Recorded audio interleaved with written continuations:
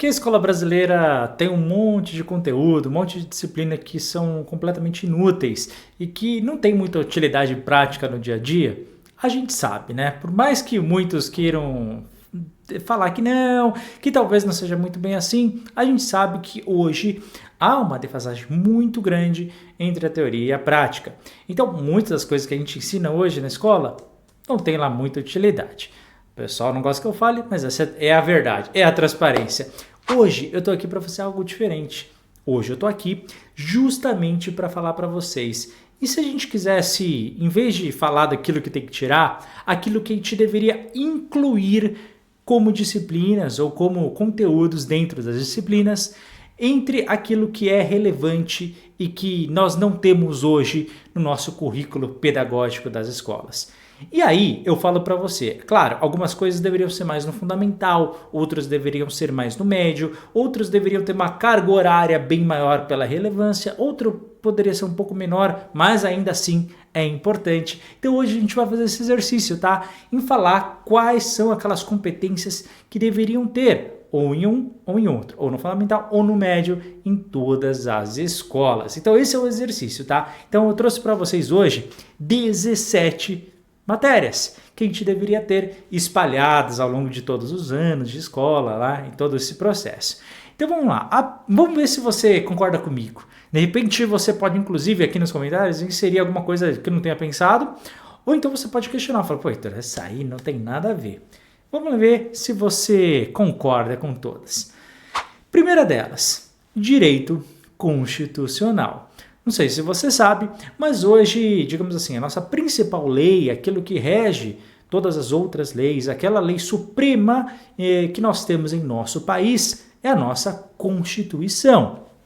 E veja, a Constituição, muitas vezes, ela nem sequer, as pessoas geralmente nem sabem da existência dela, nem sabem, nunca leram muitas vezes a Constituição, outras só vão ler a parte da nossa Constituição ou fragmentos dela quando vão fazer de repente algum concurso público onde cai a disciplina de direito constitucional. Então, pessoal, para que a gente tenha noção básica dos nossos direitos, sejam eles quais forem, e a gente se entenda nosso papel no mundo como cidadão, como brasileiro ou como alguém que vive dentro do Brasil, dentro da nossa realidade, da nossa cultura, e saiba se posicionar, saiba nossos direitos e deveres, saiba quais são as obrigações do Estado, por exemplo, para nós, como cidadão, nós temos que minimamente entender, compreender a nossa Constituição. Então, nada mais óbvio do que você ter uma disciplina dentro das escolas, aonde a gente possa ler, debater, falar, ver a própria Constituição, entender alguns conceitos que estão ali, né? Então, assim, trabalhar isso dentro das escolas é algo que é absolutamente corriqueiro e normal na maior parte do Ocidente. Não sei se você sabe, né? Muito, inclusive a grande maioria das disciplinas que eu estou falando aqui, pessoal, já são disciplinas obrigatórias em muitas partes do mundo. Então, para fazer esse vídeo, eu pesquisei bastante, estudei bastante, tá? Não são achismos da minha cabeça, só para deixar muito claro. Há muito embasamento pedagógico por trás de todas elas. Segundo ponto que eu quero falar, a questão do direito do consumidor. Nós, como consumidor, seja ele de um serviço, de uma prestação de serviço, na compra mesmo simples de alguma coisa online ou presencial, de algum objeto, de algum material, seja nós, pessoa física ou jurídica, nós temos certas garantias, certos direitos e que muitas vezes esses direitos são violados, esquecidos, ignorados ou até mesmo ultrapassados porque nós, como consumidores, nós não sabíamos. Então, muitas vezes a gente deixa passar certas coisas e isso influencia muito. E provavelmente você não sabe, mas a grande maioria dos brasileiros não tem a mínima noção de nós, como consumidor, quais são os nossos direitos. E hoje nós vivemos numa era de consumo, né, muito grande, você sabe muito bem disso. Então nós temos que saber, né, seja numa algo simples ou seja em algo mais complexo, quando que a gente tem que fazer, com que a gente tem que falar, quando que a gente pode fazer a troca de algum bem. A gente vai comprar um carro, vai comprar uma casa, vai alugar um local, vai fazer um contrato. Pô, será que é preciso de um advogado, não é? Quem é que pode ver certas coisas? tudo isso é debatido dentro dessa disciplina. Então ela é muito ampla, aborda conceitos práticos, né? Você quer comprar um celular, você tem garantia? Não tem.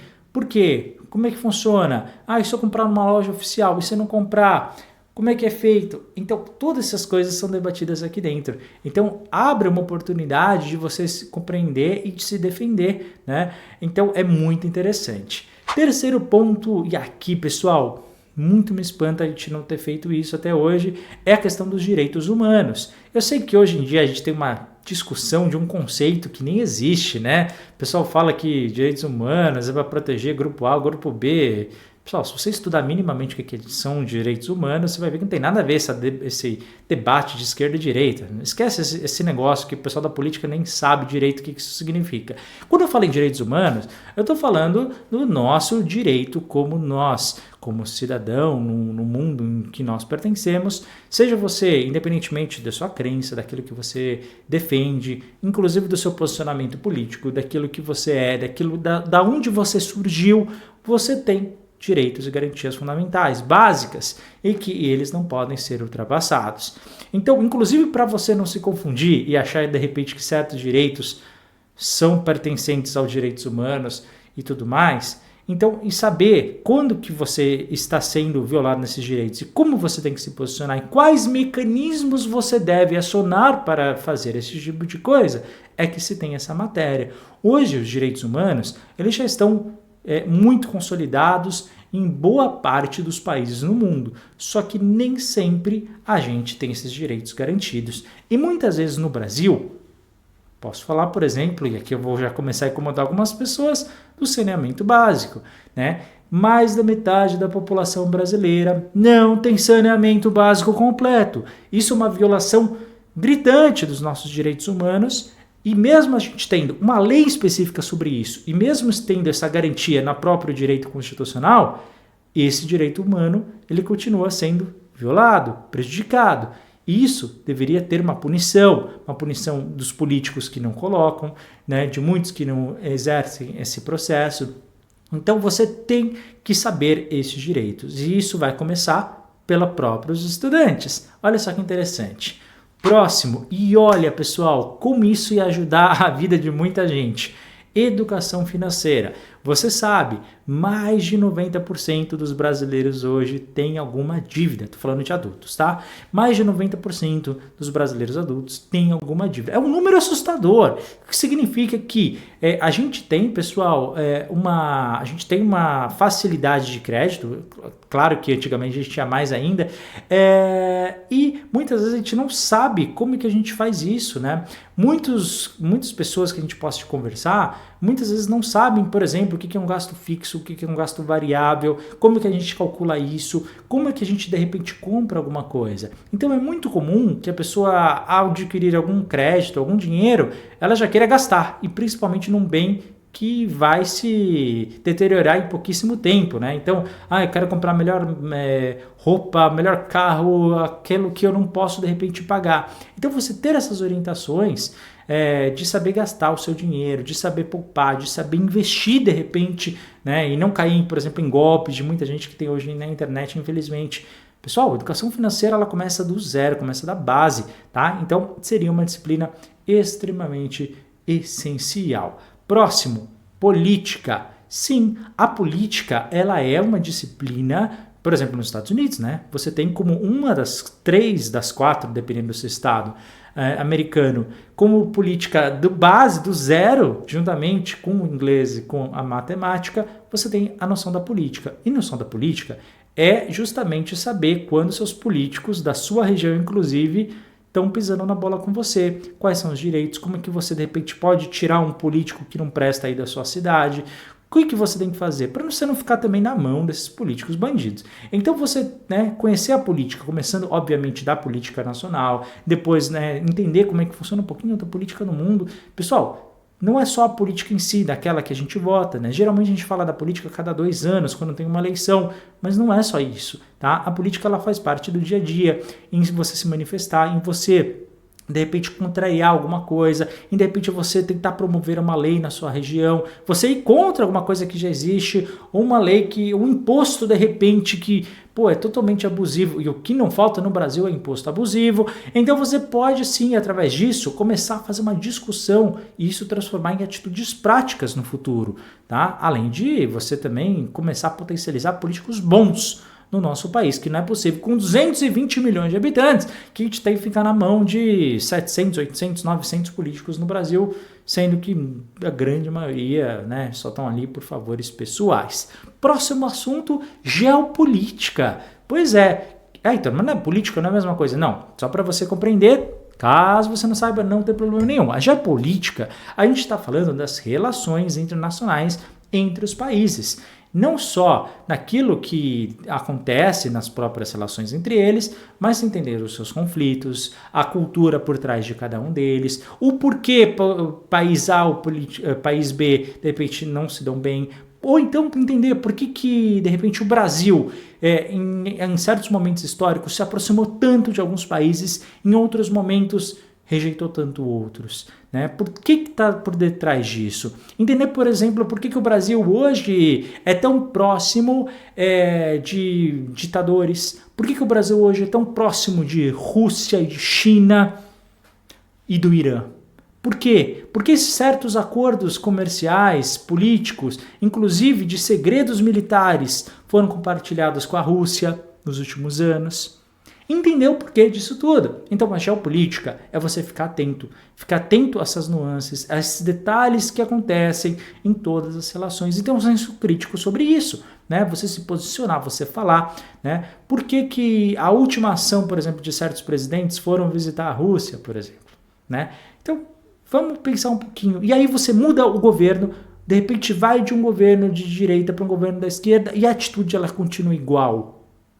A gente tem que começar a refletir sobre isso, tá? Tudo na política ela tem um porquê. A geopolítica entende essas relações, tá, com outros países. E isso influencia muito o nosso cotidiano.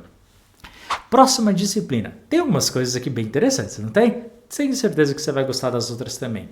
Próximo assunto, olha só que interessante. O mundo inteiro fala, o mundo inteiro coloca isso na pauta como prioridade número 1, menos nós, que é a questão da sustentabilidade.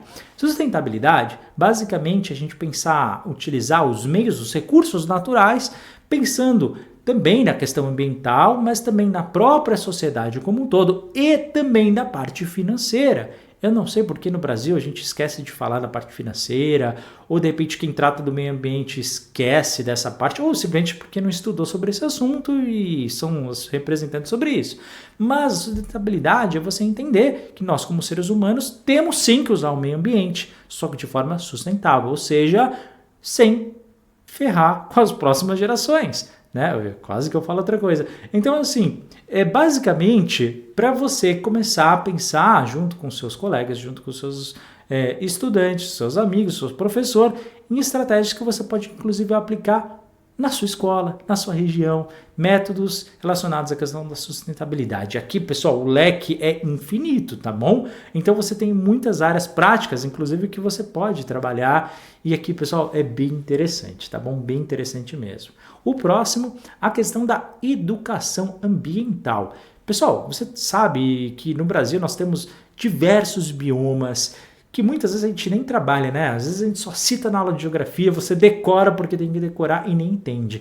Você tem noção de quantos recursos naturais que o Brasil tem, que são recursos que são exclusivos quase que do Brasil, de materiais, de recursos naturais, de frutas, de vegetais. Então, assim, entender os animais de cada região. Você entender, né, como é que funciona a sua relação com o meio ambiente. O Brasil não são somente as grandes cidades. O Brasil não é só a parte urbana. O Brasil não se limita só à cidade de São Paulo e Rio de Janeiro. O Brasil tem 220 milhões de habitantes. Nós vivemos com o meio natural. Nós temos que perceber como é que essa educação ambiental acontece, né? E esse é o problema, que muitas vezes a gente faz as políticas públicas pensando somente em certos grupos elitistas, né? E a gente esquece do todo. Então a gente precisa começar a trabalhar o meio ambiente dentro da sala de aula. Então a educação ambiental ela é fundamental, ainda mais porque você sabe que no Brasil todos os biomas, sem exceção, estão sendo desmatados, né? E a tendência é que isso continue a crescer cada vez mais. Cresce em média 20% ao ano, né? Todo o desmatamento do Brasil, apesar de algumas pesquisas internas, é até irônico falar isso, indicarem outras coisas, mas todas as pesquisas externas e todos os dados de entidades idôneas que não são feitas pelo governo, você tem dados alarmantes, tá bom? Sobre a questão do meio ambiente. Próxima disciplina, a questão ética. Não preciso dizer o porquê, né? O quanto que nós, como sociedade, nós mudamos o nosso conceito. Hoje, o jeitinho brasileiro, como alguns chamam, até visto de uma maneira até meio com charme, ou até mesmo, né, com alguns achando que é algo positivo. Então, muitas vezes, certos valores da nossa sociedade, que não tem nada a ver com valores religiosos, morais, não. Estou falando de valores básicos, sabe? De valores que, independentemente daquilo que você acredita, daquilo que você tem, nós, como nação, temos que ter uma base em comum, onde a gente tem que defender. Sabe aquele orgulho de certas coisas que certos países têm e que, independentemente do cara ser de esquerda ou direita, todos têm o mesmo pensamento? Sabe aquilo que, o cara, independentemente daquilo que ele é, daquilo que ele acredita, daquilo que ele segue, aquilo como nação é base. Então a ética, ela funciona nisso, né? Para ter nossos alicerces como brasileiros, como um país, ter uma certa segurança naquilo que a gente vai ter para o futuro. E isso começa com a sua população em defender certos valores, certas crenças, certos costumes que a gente precisa começar a conversar, tá? Isso é muito importante. Próximo assunto, atualidades. Pois é, hoje em dia a única forma de você se atualizar, digamos assim, são através dos meios de comunicação e muitas vezes sempre enviesados, sempre com alguma certa posição. Basicamente, qual que é a ideia aqui? Em aulas de atualidades, você estar mais antenado com o mundo. E hoje em dia, olha a minha preocupação, é justamente essa. Hoje, o jovem, o adolescente, a criança, enfim, ela tem uma série de informações o tempo todo nela, né? Então, muitas vezes, ela não consegue ter o tempo, por uma questão lógica e de disponibilidade, de parar, se informar, estudar mais sobre o seu dia a dia, sobre o seu cotidiano.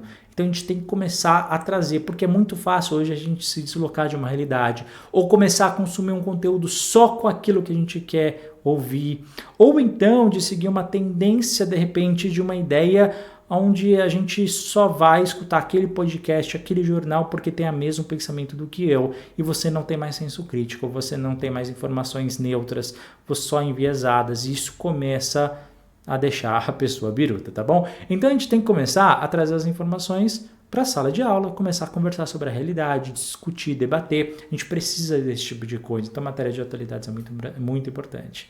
O próximo, que é acomodar muito gente, né? Que é a questão da realidade brasileira. Então você entender que você, alecrim dourado, não é o único ser no mundo, né? E que o Brasil, a gente tem várias realidades. Então você começar a estudar essas realidades na prática. Então, de repente, o professor na aula de realidade brasileira pode trazer, por exemplo, um estado do Brasil, né, onde você tem 70% da população vivendo em favelas. Então você começa a trabalhar certas realidades. E de repente você falar que mais de 90% de uma cidade grande, que é uma capital aí do Brasil, é dominada por uma organização criminosa, tá? Onde você tem pelo menos alguma região, algum bairro daquela cidade, em todas elas, onde é dominada pelo crime organizado. Então você começa a debater certas realidades. E toda vez que você debate, você encontra conflitos, você encontra informações, você encontra ações que podem mudar a coisa, tá? Você pode começar a se incomodar, você pode começar a se concentrar em achar soluções. Isso começa através dessas discussões, de você criar um espaço seguro onde certas ações podem ser faladas de maneira transparente. Olha só que louco, não é verdade? Próximo, competências práticas. Pessoal, e aqui é muito interessante, presta atenção. Quando eu falo em competências práticas, eu estou falando em coisas que a gente não costuma colocar dentro da sala de aula, mas que é super útil. Então, o que é uma competência prática? Quando você tem que fazer alguma coisa e que você precisa resolver e você não é ensinado. Por exemplo, você já precisou consertar alguma coisa na sua casa? Pois é, isso é uma coisa normal do dia a dia de um adulto, né? Muitas vezes você não vai chamar alguém, de repente você vai trocar uma lâmpada, trocar uma fiação. Eu sei que tem coisas para alguns são muito simples, para outros é algo extremamente complexo, né? De repente você fazer um café. Tem pessoas que falam, faço isso todo dia, Vitor, é tranquilo. Tem pessoas que não sabem, né? Ferver uma água, é algo parece simples, mas você precisa de certas orientações. Então, a disciplina de competências práticas pode mostrar e falar, olha, você tem um idoso em casa, eu vou te ensinar como é que você vai cuidar dele. Né? Por quê? Mais cedo ou mais tarde, aquele jovem vai ser um adulto e vai ter que cuidar dos pais. Ou deveria cuidar. Competência prática é você não repetir aquilo que seu pai ou seu padrasto faz com a esposa dele ou com a sua mãe aí em casa, né? De repente, com a violência doméstica que acontece muitas vezes no país, e muitas vezes falar, olha, como é que você é homem, qual é o seu papel no mundo, como é que você tem que tratar uma mulher? A gente tem que falar, a competência prática é isso, né? De repente, são jovens do ensino médio, que tem 16, 17 anos, por que a gente não pode ensinar a dirigir? Por que eu preciso de uma autoescola? Por que eu preciso, né, algum lugar que vai ensinar? Por que eu não posso ensinar isso na prática? Não é verdade? Então, as aulas práticas servem para isso. Né? De repente, surge lá a ideia de construir um robozinho. Como é que eu faço isso? Né? Então, a aula prática é isso. É na prática você mostrar certas coisas. Então, você transformar, inclusive, boa parte da teoria maçante que a gente tem e começar a jogar tudo para a realidade. Pô, Heitor, eu quero aprender a fritar um bife. Por que a gente não pode colocar isso dentro da sala de aula? Ué, por que não? Você está falando de uma reação química dentro do que acontece. Então, para alguns pode parecer óbvio, né? Para outros, pessoal, pode dar... Qual que é a ideia da competência prática? Você dá ferramenta para a vida do cara. É isso, porque a escola ela só funciona no fundo para isso, tá? Te dá ferramentas para sua vida. Senão, qual que é a utilidade de uma escola? Estou falando alguma groselha? Claro que não.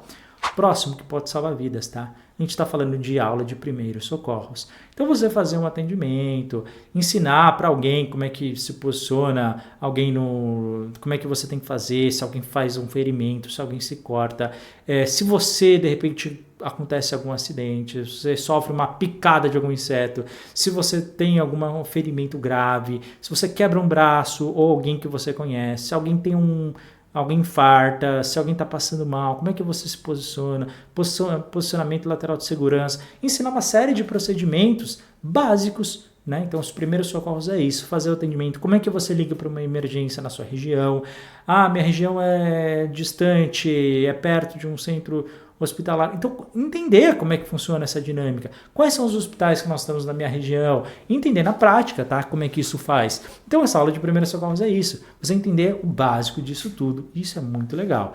Próximo, políticas públicas, e aqui pessoal, presta bastante atenção.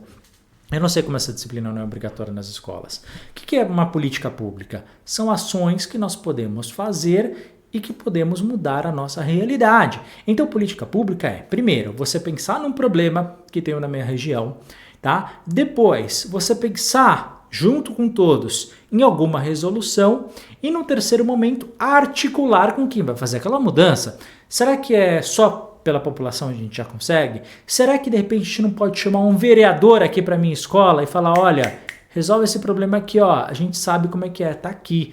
Ou, de repente, questionar o cara e falar, ô político, por que você não fez isso aqui? Ó? A gente viu que tem esse problema, que aqui está a solução, por que você não resolve? Né? Então, essa disciplina de políticas públicas é isso. Pensar em estratégias, pensar em ideias, junto com o coletivo, com a escola, com o ambiente, para mudar certas realidades e questionar quem tem que mudar. Olha só que maravilhoso. Mais 3, tá? Próxima, inteligência artificial. Pessoal, a evolução da inteligência artificial, ela está sendo acelerada em cada vez mais. Cada vez mais. Então a gente tem, né, um pulo, um avanço da IA, um avanço da inteligência artificial muito grande a cada curto intervalo de tempo.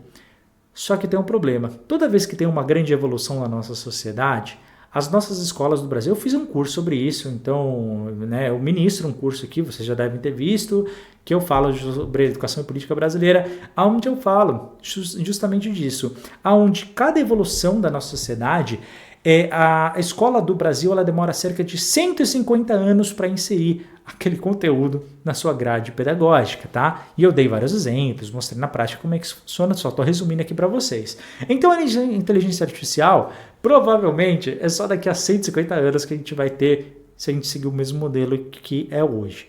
Não deveria, porque quando a gente começar a estudar isso, já vai ter muita gente, muito país já dominando esse assunto, muita gente falando sobre isso. Pessoal, a inteligência artificial é uma ferramenta que nasceu para transformar a nossa sociedade, tá? Ela é uma evolução tão grande ou até mesmo maior do que a própria internet. Não há dúvidas mais sobre isso. Agora, a gente tem que começar a compreender isso, tá? E nada mais evolutivo do que deixar esse conhecimento por quem entende mais, que são principalmente os jovens. Então, em vez de a gente ignorar o celular, ignorar a inteligência artificial, não, vamos conversar com eles. Vamos falar com os nossos jovens, com os nossos adolescentes, deixar com que eles trabalhem sobre isso, que eles entendam sobre isso, que eles discutam sobre isso. Ideias novas vão surgir e tem que ser agora, tem que ser imediato, enquanto a gente ainda pode entrar no jogo, porque se nós, como sociedade brasileira, deixar isso só para depois, já era, a gente vai ficar muito para trás e a gente vai ser dominado por quem dominar essa tecnologia, tá bom? Escrita criativa. O que é escrita criativa? Hoje, você sabe muito bem que a gente está perdendo, por causa da tecnologia e tudo mais, esse hábito de escrever, o hábito de você refletir sobre certas coisas. Bom, mas não é só isso. Isso é mais, é você ter a liberdade de refletir sobre aquilo. Eu não estou falando de cópias, eu não estou falando de repetir o que outras pessoas fazem, mas você pensar no seu próprio texto, nas suas próprias ideias, você pensar naquilo que você quer se expressar e conseguir colocar no papel. Então, escrita criativa é isso, tá? Você tem a liberdade para você desenvolver os teus pensamentos. E isso ajuda em várias vertentes, né? As pessoas podem, de repente, ir para esta área, ou então se descobrir como como refúgio emocional, que eu até estou ligando para o assunto que vem depois. As pessoas podem se sentir mais amparadas, expressando seus sentimentos através disso, ou aqueles que gostam mais do aspecto artístico pode trabalhar mais nesse viés, outros de repente, né, que querem utilizar através disso para a promoção das suas próprias ideias, podem descobrir um mecanismo, assim como nós temos, por exemplo, né, o vídeo onde eu posso me expressar aqui falando aquilo, as minhas opiniões, as pessoas também podem escrever, e dentro de um componente que a gente precisa inserir na escola, né, falta escrever, falta desenvolver a escrita. Então a gente une o útil ao agradável. E por fim, a última, que é a questão da nossa inteligência emocional. Pessoal, hoje em dia você sabe, né, há vários problemas relacionados à questão da saúde mental, elas têm crescido muito mais na nossa sociedade. É algo que a gente, como sociedade, a gente tem ignorado por completo esse assunto. A gente não coloca em cima da mesa, a gente não vê nenhuma política pública falando sobre isso. E a gente vê, né, cada vez mais professores, diretores, coordenadores e alunos cada vez mais depressivos, com ansiedade, por tudo que acontece no nosso país e não só, mas também por causa da escola. Então você tem que ter algum mecanismo onde a gente possa começar a trabalhar essas emoções, tá? Onde a gente pode começar a trabalhar, onde a gente vê, né, como a gente pode se abrir, onde a gente pode se aproximar. A gente não pode deixar essas emoções presas, principalmente porque isso afeta não só os jovens e o indivíduo como um todo, mas isso também prejudica a nossa sociedade. Então a gente tem que começar a trabalhar com inteligência emocional também sobre esse aspecto, tá bom? Então aqui, pessoal, 17 disciplinas.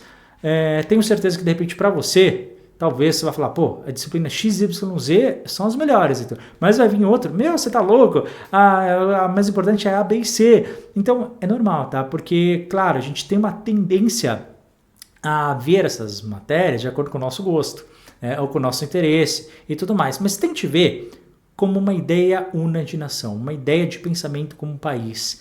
Reflete isso de maneira, né, para todas as escolas. Se você tem filho, pensa sobre isso. Se você é professor, pensa isso na prática acontecendo. Reflete uma por uma. Faça esse exercício. E tenho certeza que muita coisa boa vai surgir aí. tá bom? Obrigado e estou esperando a tua opinião aqui. Pode criticar, porque isso faz parte, tá? É isso que é importante a gente fazer. Forte abraço e até a próxima.